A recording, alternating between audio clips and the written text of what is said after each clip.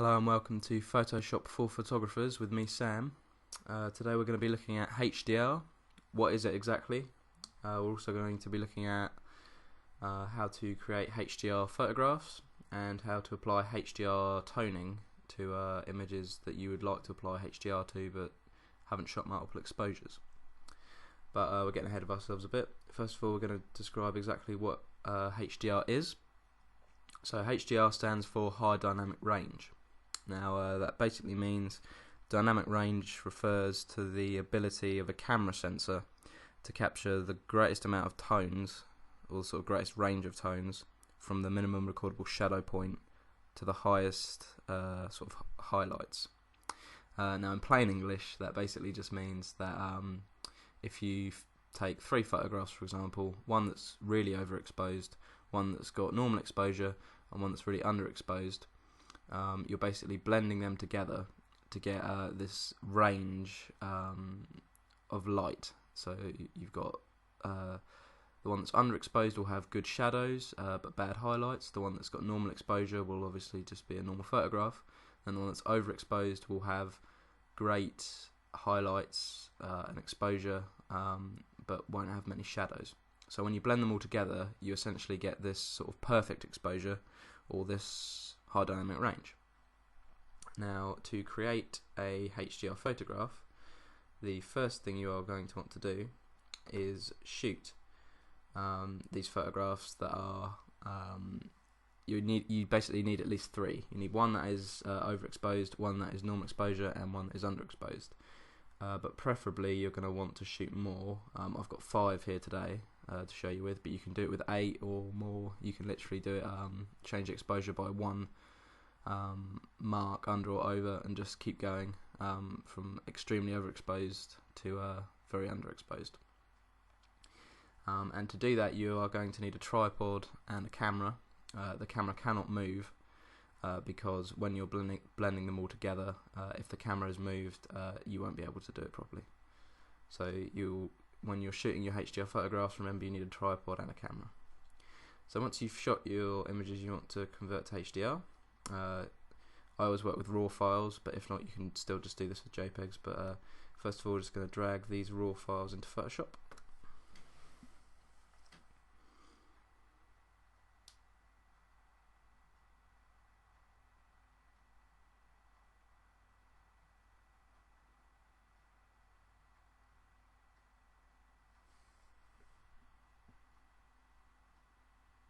Okay, here we go. Now this is very important if you are doing this with raw images. You're going to want to click on Select All. This will select all of the exposures that you've got, and then when you make adjustments, for example to the contrast, it will change the contrast of all of the images instead of just one. And because we're blending them all together, we really do just want them to be all the same. So basically you can just make some general adjustments to the images here. I'm not going to change the lighting at all, obviously, because we're blending very light with very dark, and it would be rather pointless. So I'm just going to up the clarity and a bit of the contrast, and then I'm going to click on Open Images.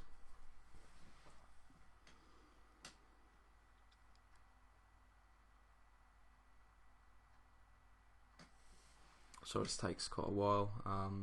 Normally this won't take too long. It's because my computer's quite slow at the moment. This isn't the computer I generally use for editing, but I've only got the screen recording software on this PC, so it shouldn't be too much longer.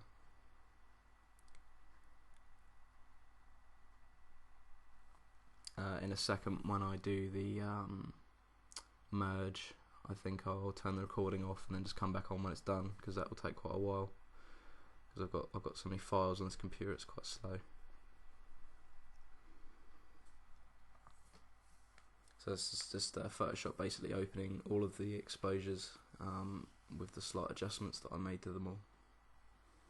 And we've got 5 exposures that we're working with here today.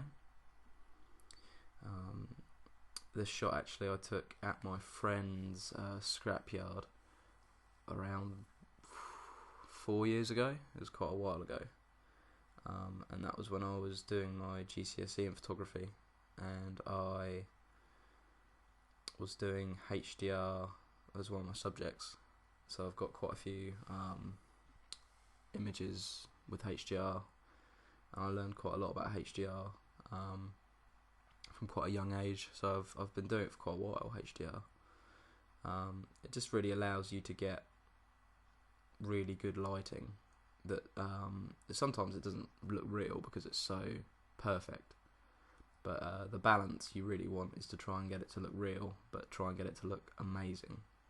But that's depending on what people want. Some people like the fantasy sort of photography where it looks completely sort of unrealistic, like sort of surreal. But that's what photography is. It's all about personal preference. Right, so we've got all our exposures now, from the lightest to the darkest. The next thing you're going to want to do is to go to File, Automate,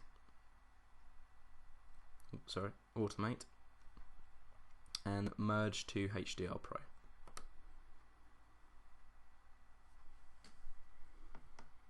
You should then get a little window pop up, like so.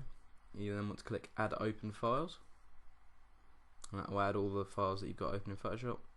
And then you just want to click OK, and it will merge all of the exposures together into one view. Okay, so here's the screen that you'll be looking at once the HDR has blended all of the images into one. Now it will look a little strange at first, don't worry about that. We're going to pay attention to these sliders first. The first two we're going to look at is radius and strength. So we're just going to boost the radius now. The radius is sort of the thickness of the lines that will be affected. The sort of lines of light, the edges if you will. Strength is obviously just how strong the effect is. So I'm quite happy with that at the moment. The next three down are gamma, exposure and detail. I never normally touch gamma too much, just because it affects the light quite a lot. So where it normally is quite a good standing point. Exposure, I don't think I need to change the exposure too much. I'm quite happy with that. Maybe up a little bit more. There we go. Detail, and then normally HDR images are quite detailed, but you can have them as detailed as you want them. Like I said, quite a lot of the time people will try to do it so it doesn't look like it's been edited too much. They just do it so it looks sort of perfect. But perfection is quite a difficult thing to achieve in photography and in many other things. Next four down you've got shadow, highlight, vibrance and saturation. Now I like to just get a bit of contrast, so if you put the shadow down and the highlight up, and then put the vibrance up a little bit, saturate it a little bit more, get the red of that matador out. I think that looks pretty good. But as I said, it's all about personal preference. You can adapt these in any which way you'd like to. There's also at the top here, it's got a selection of presets. So if you just click on the drop down menu, it's got all of these different presets. I won't show them now, but I'll let you decide and sort of click on them. But they normally just sort of give you these different sort of wacky effects that normally just look quite like high contrast or dark and stark. They don't really, I've never really used them at all. I just use my own sort of personal eye, as it were. So if we just open this now. Okay, so here is our finished HDR image. Now once you've got your HDR image open, you can get rid of all these other photographs, all the different exposures that you took to create it, just because it will slow down your Photoshop. Now I normally like to add a few more adjustments, such as sharpening. So it's going to go overlay, filter, other, and high pass. Give it a high pass sharpening, not too much, just so it looks nice and sharp. So that is how to create a HDR image with multiple exposures. To take the shots, as I said before, you need your tripod and a camera, and you're going to be wanting to shoot on the manual setting. So just get rid of that for now. And now I'm just going to quickly show you how you can apply elements of HDR to photographs that you've only got one exposure of. So this is a photograph I took quite a while ago, around 3 years ago, and it's of my old college. So if you just go down to Image, Adjustments, and HDR Toning,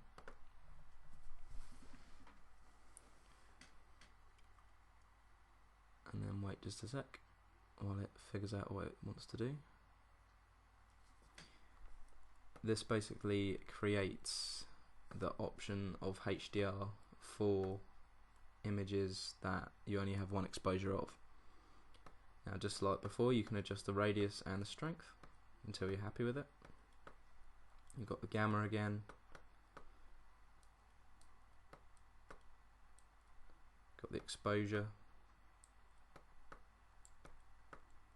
and like I said before, you need to be careful with the exposure and the gamma, really.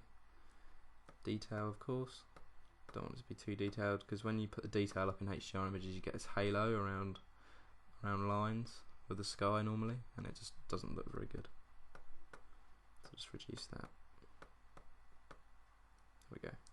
Got the shadows, highlights.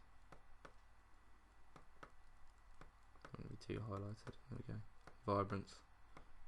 Can really put that up, make the score very orange. And the saturation.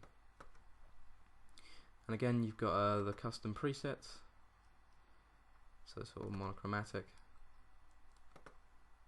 city twilight. But as I said before, I don't tend to use these because they don't look very good with normal images. That one looks okay, but I normally just tend to do it myself, because you know what you want. The presets don't really know what you want. So just say I'm happy with that, and then if you hit OK, it will create a HDR layer for you, and that's how to do it when you've only got one exposure. So that's been the lesson today. That's been HDR, high dynamic range. I hope you've learned something today. I've been Sam with ExploreTravelPhoto.com.